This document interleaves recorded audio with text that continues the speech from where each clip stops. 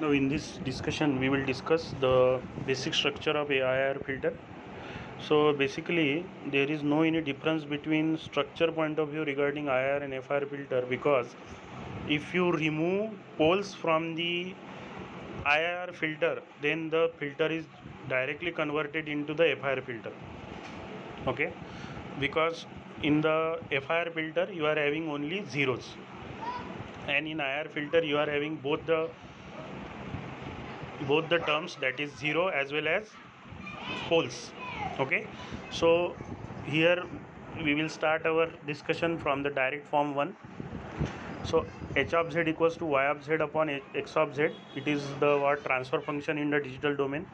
Now from page 12 we have, so if you I have uploaded these notes for you people. So I have given page number to these notes. So from the page number 12, what we have, we are having the generalized transfer function for the IIR filter. So h of z equals to k varies from 0 to m bk z to the power minus k upon 1 plus k equals to 1 to n ak z to the power minus k. So I have termed it as h1 of z and h2 of z. Now what we are doing in the direct form 1, in the direct form 1 we represent zeros first and poles next.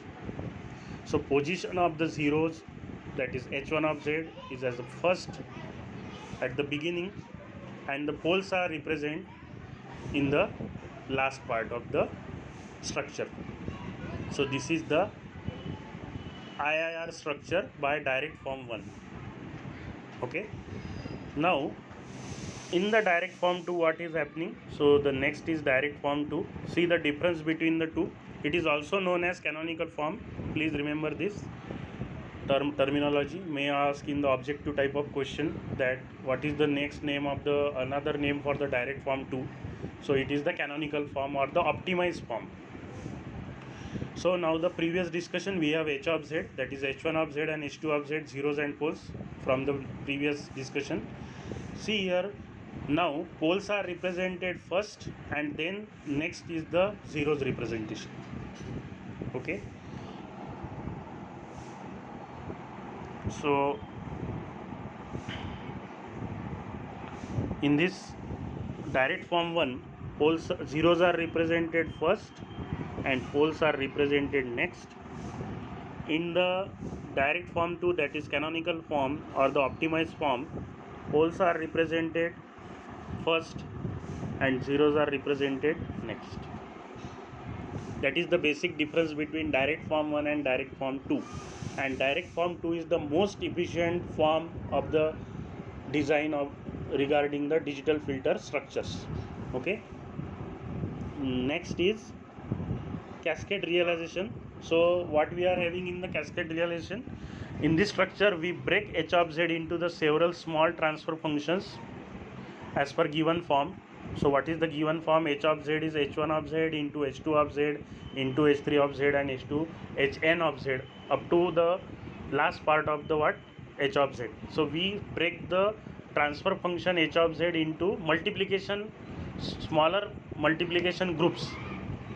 h1 of z is one group, h2 of z is another group, h3 of z is other next group, 1 2 3 and hn.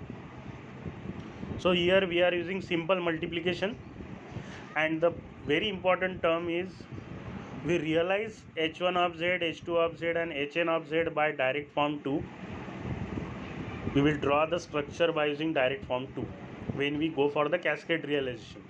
And the last is parallel realization, that is also known as frequency sampling realization.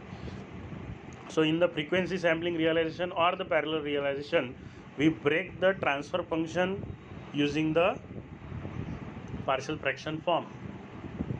So if you don't know partial fraction, then revise the partial fraction, because we have to solve the numericals regarding this. Okay, so h of z equals to h1 of z plus h2 of z plus and so on hn of z. But now instead of multiplication we are going for the partial fraction expansion. So again the realization is based on the direct form.